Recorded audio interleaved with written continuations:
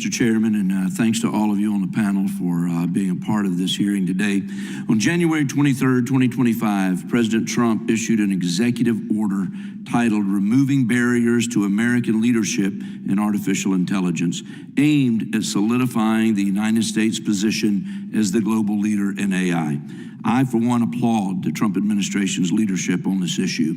Mr. Chilson, would you just take a moment and explain how this executive order will indeed help solidify our position as the global leader in AI, as the EO states? Well, it's a sea change from the Biden executive order, which was the third longest executive order in history, and basically set a government-wide call for agencies to figure out how to regulate AI. This Trump executive order is the opposite. It's focused on figuring out how can we create the opportunities, or how can we maximize the opportunities from this amazing technology, which is grown here in America.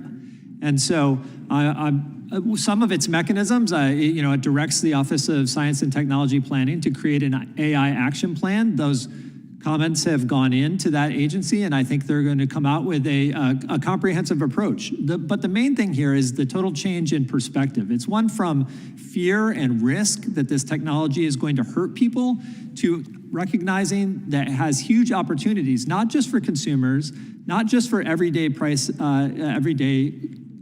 that they use, but also, I think, in creating a lot of competition in the AI industry, but also across the economy as a whole.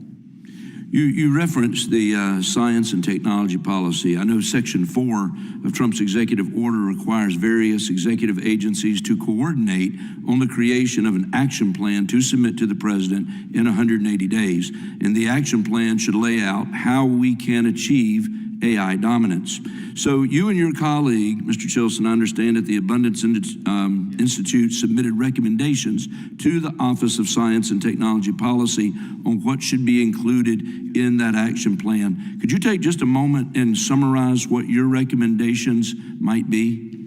Right, so at the very top, I think you've heard this concern repeatedly across this hearing, is stemming the tide, the flowing tide of state AI regulations. What we have right now is a set of regulatory schemes that regulate from the very top, the most abstract level of AI, these general purpose models. It's a general purpose technology. It can be used in millions of different ways.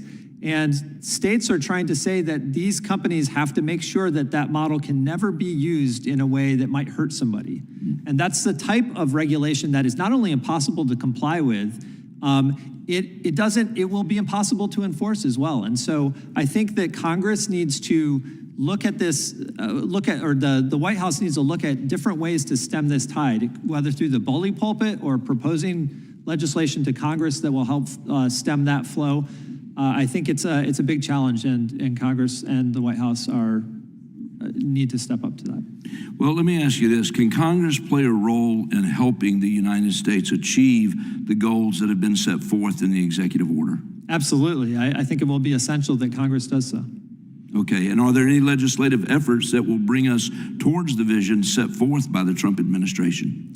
Well, I think there's a lot of different models we could take. One state action that has been very useful, Utah has an AI Act that creates a AI learning laboratory where people can come in, get regulatory mitigation when they don't understand fully what the risks are because their technology is new, and both the legislators and the company can learn together. So the most recent example of this was a technology that creates, it's an AI mental wellness app for teenagers, a really important problem.